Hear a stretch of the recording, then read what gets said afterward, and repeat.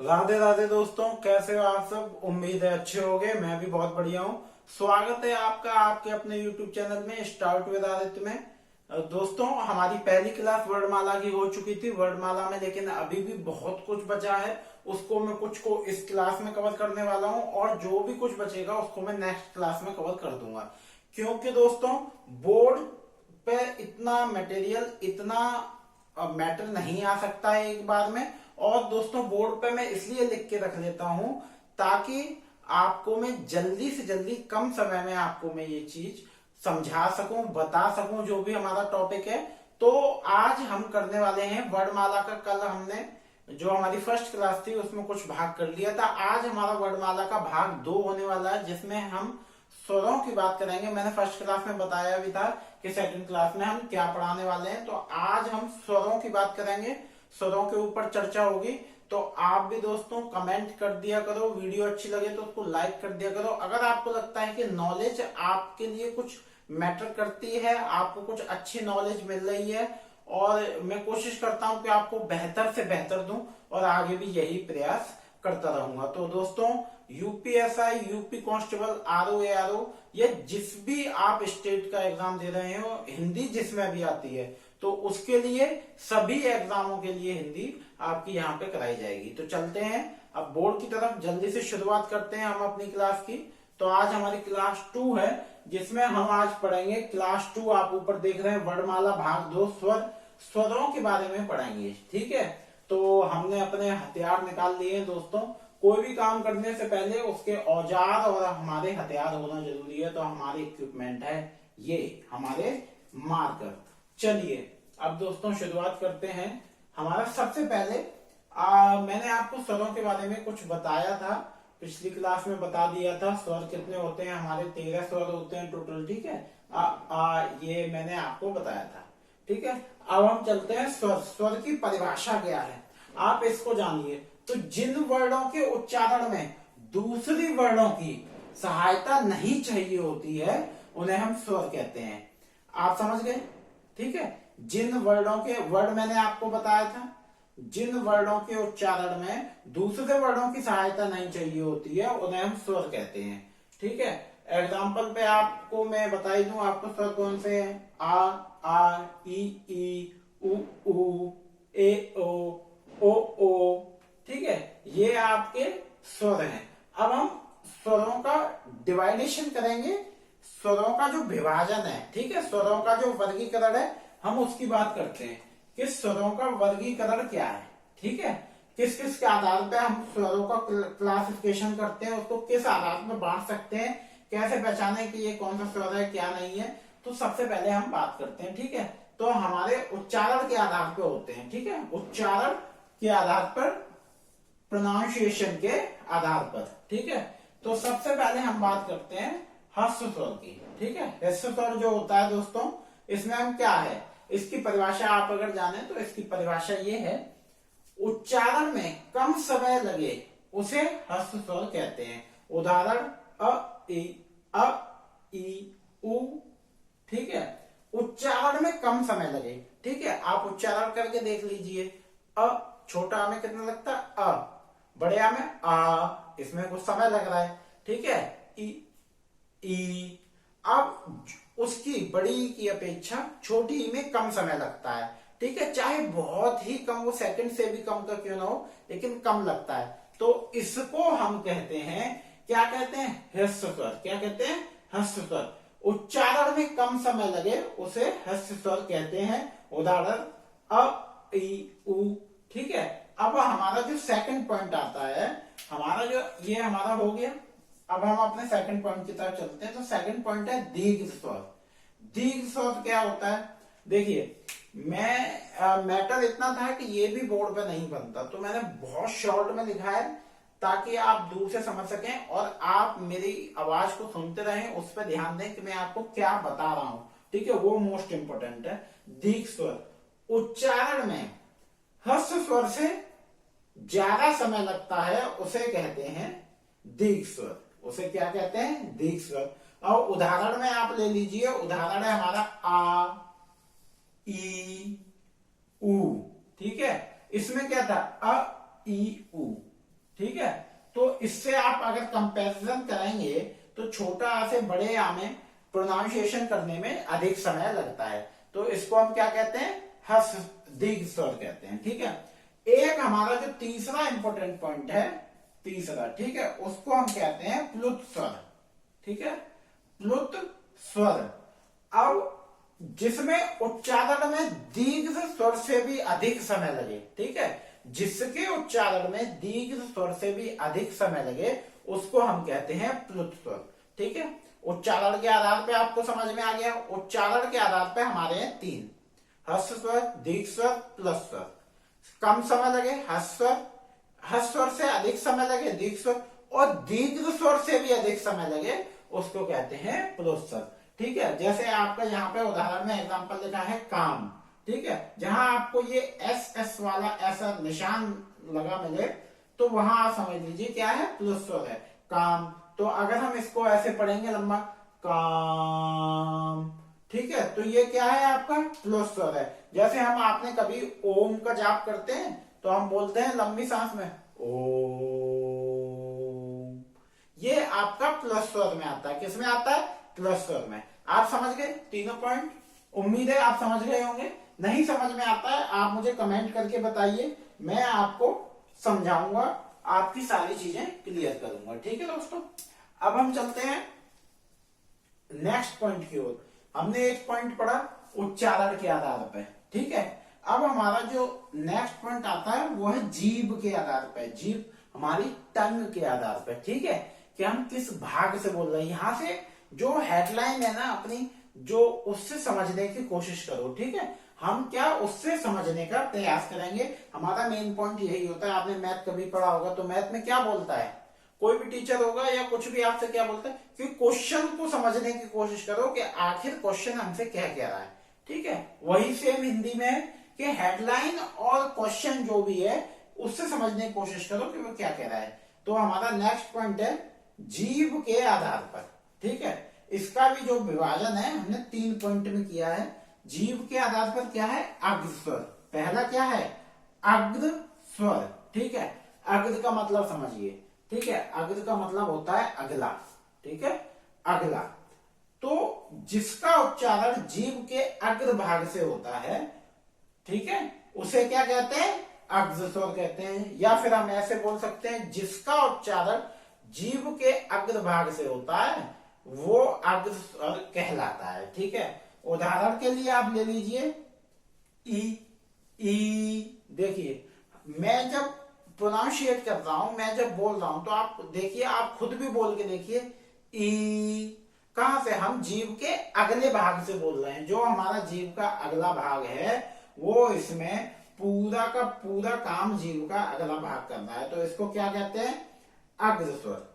और दूसरा क्या है आपका सेकंड पॉइंट आता है मध्य स्वर। क्या आता है, मध्य स्वर। ये हम किस में चल रहे हैं, जीभ के आधार पर जो विभाजन कर रहे हैं, किसका कर रहे हैं, स्वरों का विभाजन जीभ के आधार पर। ठीक है, तो हमारा आप बोर्ड पर देख सकते हैं मध्य स्वर। अब मध्य स्वर क्या है, जिसके उच्चारण में जिसका उच्चारण जीभ के मध्य भाग के द्वारा होता है, या जिसके उच्चारण में जीभ के मध्य भाग का सहयोग होता है, उसे हम मध्य स्वर कहते हैं। ठीक है, उसे क्या कहते हैं, मध्य स्वर। उदाहरण के लिए आप देख लीजिए, आप आ को प्रोनाउंसिएशन करके देखिए।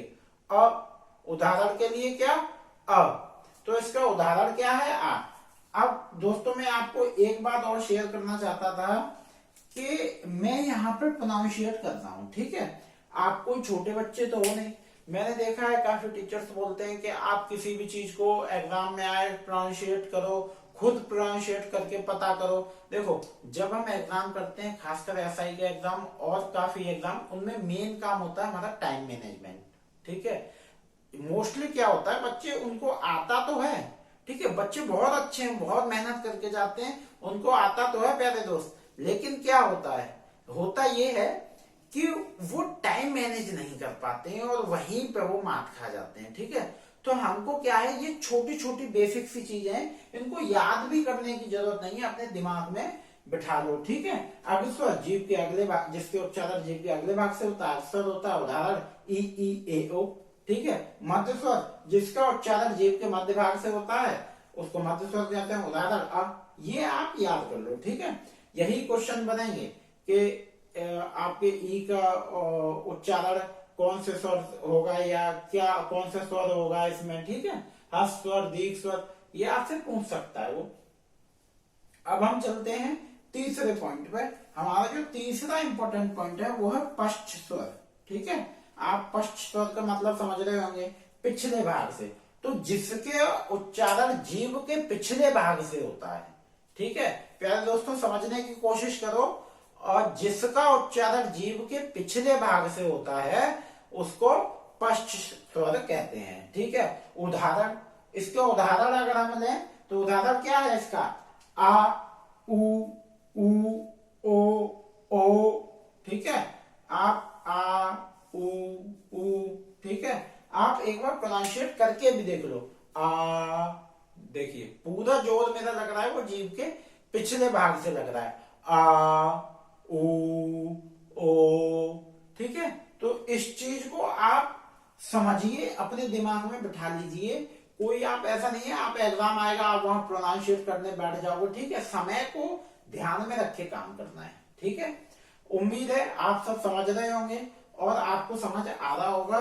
क्लास को दोस्तों पूरा देखा करिए, एंड तक देखा करिए। मैं बहुत जल्दी जल्दी क्लास करा रहा हूं ताकि आपको स्पीड न बढ़ानी पड़े। मैंने खुद अपनी स्पीड बढ़ा ली है ताकि आपका जो समय है, जो कीमती समय है, वो बच सके और आप जल्दी से क्लास देख सकें। चलिए अब हम चलते हैं, तीसरा जो हमारा क्लासिफिकेशन का पॉइंट है, मेन पॉइंट है, वो है मुख के खुलने के आधार पर। ठीक है, मुख के खुलने के आधार पर। ठीक है, हमारा मुंह कैसे खुल रहा है उसके आधार पर इन्होंने और क्लासिफिकेशन कर दिया। अब क्या क्लासिफिकेशन कर दिया, हमारा जो पहला पॉइंट है वो है विव्रत स्वर। क्या है पहला स्वर, विव्रत स्वर। ठीक है, मुंह पूरा खुलता है। ठीक है, जिसके उच्चारण में मुंह पूरा खुलता है उसको क्या कहते हैं, विव्रत स्वर कहते हैं। जिसके उच्चारण में मुंह पूरा, जिस स्वर के उच्चारण में मुंह पूरा खुलता है उसको विव्रत स्वर कहते हैं। उदाहरण में आ। ठीक है, उदाहरण में क्या है आपका बड़ा।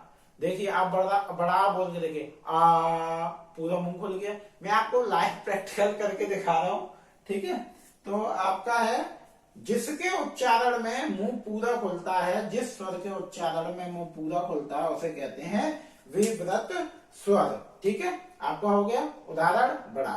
अब हम देखिए आप बोल रहे होंगे सर उदाहरण तो वही दे रहे हैं, क्योंकि स्वर ही उतने ही हैं। उन 13 स्वरों के ही उदाहरण आपके चलेंगे क्योंकि हम स्वर को ही पढ़ रहे हैं। ठीक है, अब हम चलते हैं इसके मुख के खुलने के आधार पर सेकंड पॉइंट में। हमारा सेकंड पॉइंट क्या है, अर्ध शब्द स्वर। ठीक है, अर्ध शब्द स्वर, जिस स्वर के उच्चारण में मुंह आधा बंद रहता है। ठीक है, जिस स्वर के उच्चारण में मुंह आधा बंद रहता है उसे अर्ध शब्द स्वर कहते हैं। उदाहरण ए, ओ। ठीक है, आप देखिए ए, ओ, मुंह पूरा नहीं खुलता। जैसे आ में पूरा खुल रहा था, इसमें मुंह पूरा नहीं खुलता है। तो इसके उदाहरण होंगे ए, ओ, और भी हैं, जो भी आप खुद से आप कोशिश करो समझने की।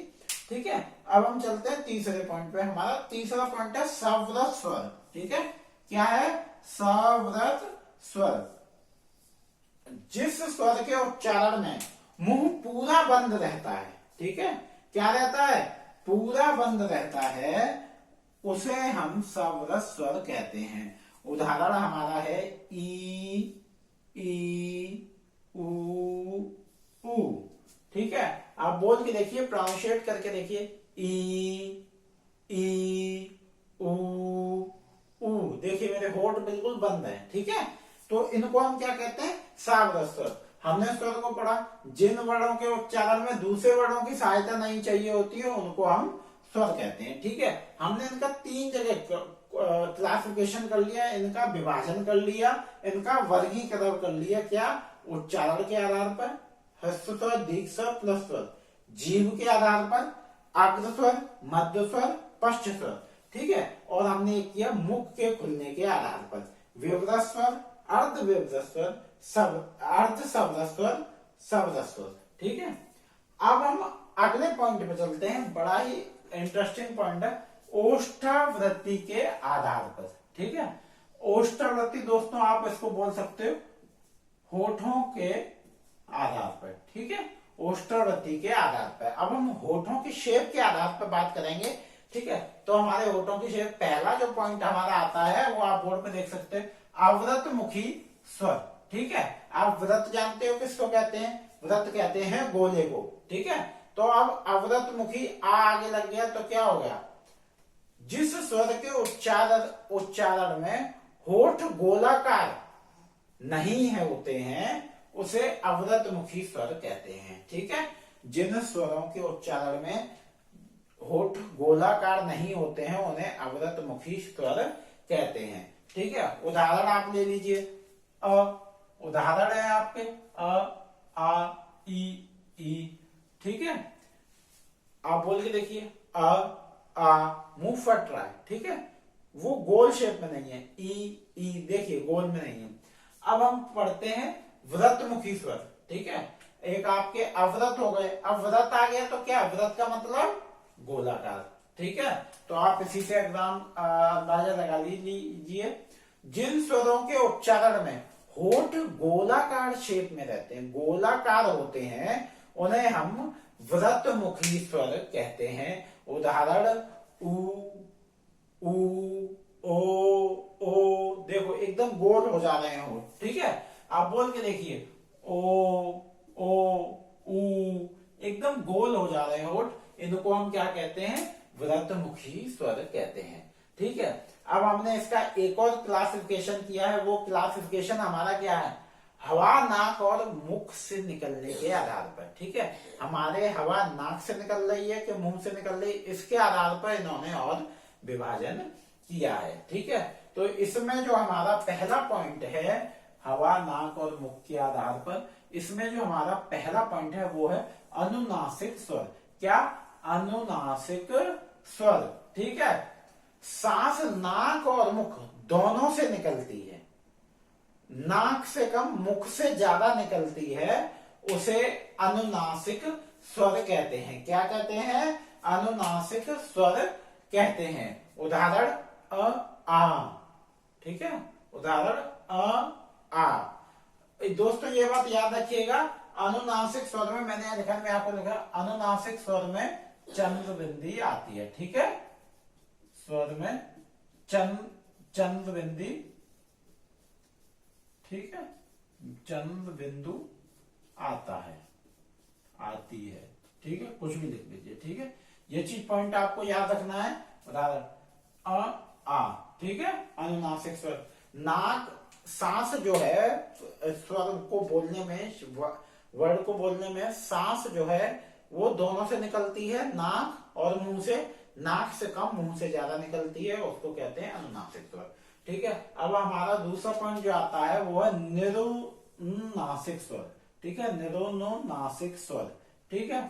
इसमें क्या है, जो सांस है वो केवल मुख से निकलती है, सांस केवल मुख से निकलती है, उसे निरनुनासिक स्वर कहते हैं। उदाहरण हमारा है आ ई, ठीक है, आ ई। नाक का कोई इसमें प्रयोग नहीं हो रहा, नाक से बिल्कुल भी सांस नहीं निकल रही है, तो इसको हम दोस्तों कहते हैं निरनुनासिक स्वर। और इसको एक और नाम है, वो है इसका मौखिक स्वर, ठीक है। ये चीज आपकी क्लियर हो गई। मैंने स्वर पढ़े, हमने स्वर का क्लासिफिकेशन, विभाजन पढ़ा। अब हम आगे पढ़ेंगे, इसमें एक और पॉइंट है दोस्तों, वो स्वर यहाँ पे हमारे समाप्त होते हैं। एक और पॉइंट है जो मैं आपका आज करा दूंगा इसी में, वो है हमारा मात्रा विचार, ठीक है, कि मात्रा क्या होती है, इसको पढ़ेंगे, ठीक है। तो हमारा क्या पॉइंट है, मात्रा विचार, ठीक है। तो मात्रा विचार क्या होती है, इसको मैंने इसलिए नहीं लिखा क्योंकि बोर्ड पर जगह थी, मुझे पता था इसमें बन जाएगा। तो मात्रा विचार क्या है, जब स्वरों का प्रयोग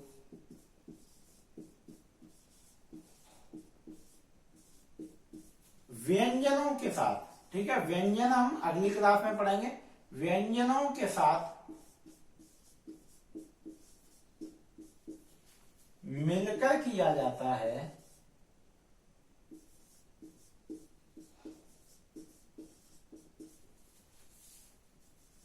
मिलकर किया जाता है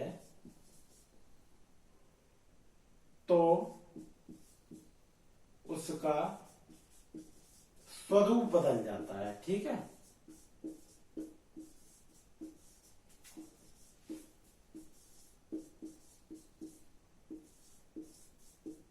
है उसे मात्रा कहते हैं, ठीक है।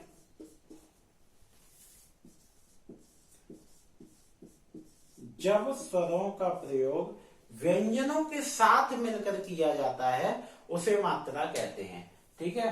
और जैसे जैसे में आप देखिए,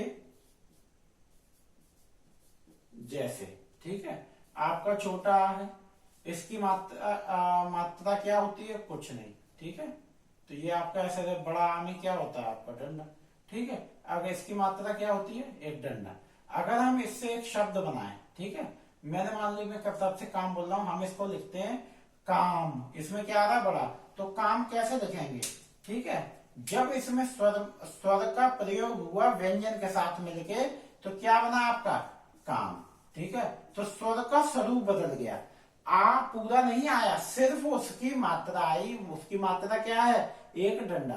तो ये जो है उसकी मात्रा, उसको कहते हैं मात्रा, इसको क्या कहते हैं, मात्रा। ये यहाँ बड़े आ का काम कर रही, एक स्वर का काम कर रही, लेकिन उसका जो स्वरूप है वो बदल गया है, इसका जो रूप है वो बदल गया है, ठीक है। तो इसको क्या कहते हैं, जब स्वरों का प्रयोग व्यंजनों के साथ मिलकर किया जाता है तो स्वर का स्वरूप बदल जाता है, उसे मात्रा कहते हैं, ठीक है। आपने समझा। अब बड़ी ई को देखो, हम बड़ी ई को लेते हैं, ठीक है, या छोटी ई को लेते हैं, ठीक है, आपकी ई हो गई, ठीक है, इसकी मात्रा ये होती है, ठीक है, क्या होती है आपकी, ये है ना। आपकी बड़ी ई हो गई, है ना, इसकी मात्रा क्या होती है, ये, ठीक है। अब मान लो मैं लिखता हूं खीर, ठीक है, बड़ी ई आ रही है, लेकिन इस पे क्या, सिर्फ उसकी मात्रा लगेगी, तो स्वर का स्वरूप बदल जाता है, उसे हम कहते हैं मात्रा, ठीक है। यहां तक क्लियर हुआ, कोई दिक्कत, आपका ये सारे पॉइंट मैंने आपको बता दिए, ठीक है। अगर कोई दिक्कत है आप मुझे बता सकते हो, मैं इसको अभी समझा दूंगा दोबारा, ठीक है। तो ये आप समझ गए, हमारा स्वर हो गए। अब हमने इसमें एक और पॉइंट पढ़ा, वो क्या पढ़ा, मात्रा विचार। क्या पढ़ा, मात्रा विचार। अब हम एक और यहां इंपॉर्टेंट पॉइंट है, वो क्या है, सघोष, ठीक है। क्या है, सघोष। तो सघोष क्या है, अब इसको पढ़ते हैं। जिन, ठीक है, जिन वर्णों या स्वरों के उच्चारण में, ठीक है, जिन स्वरों के उच्चारण में, यहां पे हम वर्ड भी कर सकते हैं, वर्ड उच्चारण में, स्वर तंत्रियों में, स्वर तंत्रियों में कंपन होता है, वाइब्रेशन, ठीक है, कंपन होता है, उसे सघोष कहते हैं, ठीक है। क्या कहते हैं, सघोष कहते हैं। समझ में आया, सघोष क्या, साथ के साथ इसीलिए नहीं लिखता हूं क्योंकि 2 लाइन लिखने में आपको कितना टाइम जा रहा है, तो लेकिन मैंने आपके लिए इसलिए लिखा ताकि आपको ऐसा लगे सब पहले से ही सब कुछ लिख के लाते हैं, ठीक है। जिन स्वरों के उच्चारण में स्वर तंत्रियों में कंपन होता है, वाइब्रेशन होता है, उसे सघोष कहते हैं, ठीक है। उदाहरण जैसे, ठीक है, उदाहरण आपका जो भी मैंने आपको वर्ग पढ़ाए थे, ठीक है, आपके वर्ग, ठीक है, ठीक है, आपके तृतीय से तीय, चतुर्थ, ठीक है, चौथा और पंचम, ठीक है, वर्ड।